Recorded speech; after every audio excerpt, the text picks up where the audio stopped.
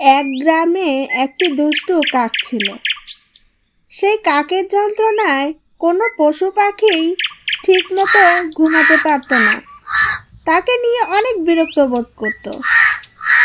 একদিন এক গায়ে একটা গাছের নিচে একটা সাপ বসেছিল। সেই সাপটির লেজে কামড় দিয়ে কাকটি উড়ে গেল।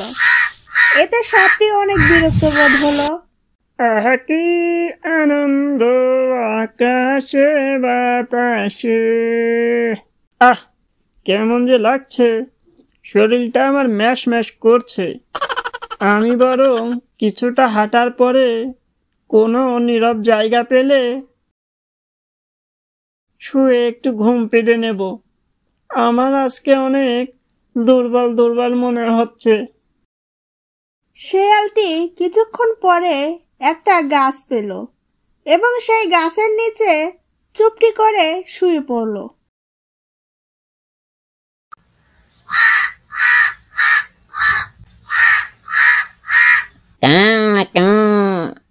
আরে বেটা, এখানে তো নতুন একজনকে দেখছি। একে তো আগে দেখিনি। আমি বরং একটা কাজ করি, ওকে একটু ঘুমে ডিস্টার্ব করে দেই, তাইও বুঝতে পারবে এখানে আমার রাজত্বই চলে। এখানে শান্তি মতো কেউ থাকতেই পারে না।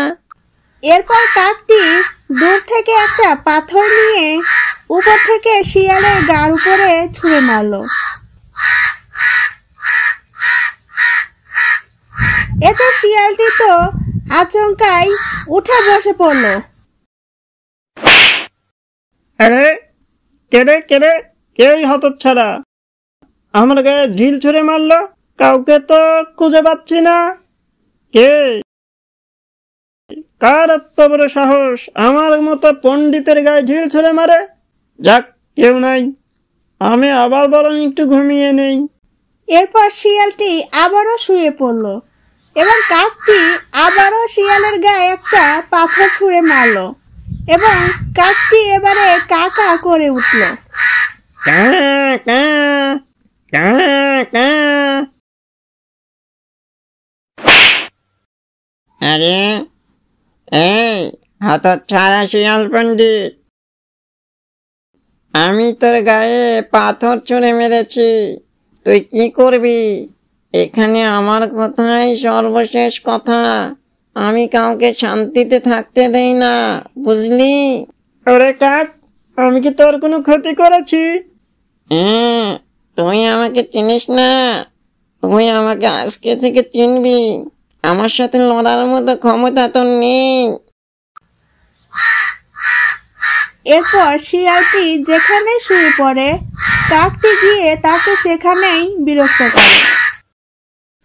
না, এভাবে তো চলতে পারে না। যাক, ওকে শায়েস্তা করতেই হবে।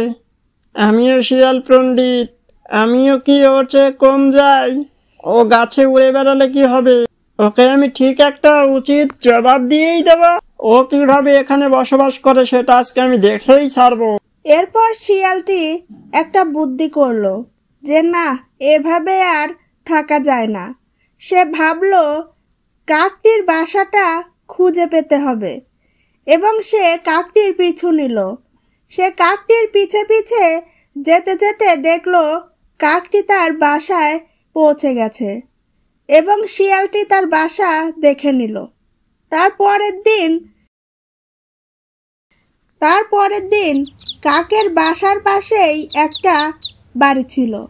সেই বাড়ি থেকে শিয়াল প্রতিদিন একটা একটা করে হাঁস মুরগির বাচ্চা নিয়ে এসে খেত, যাতে কাকটির উপরে দোষ পড়ে।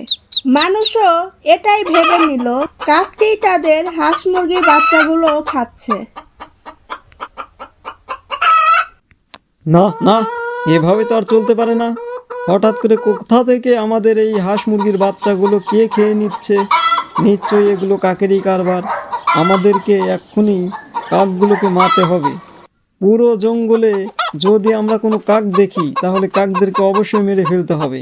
এই কাক থাকলে আমাদের বাচ্চাগুলো আমরা আর বড় করতে পারবো না।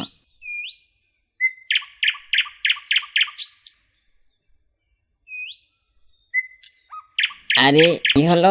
এ দেখছি মানুষেরা আমার ওপর খেপে গেছে। আমি তো কোনো হাঁস মুরগির বাচ্চা ধরে ধরে খাইনি।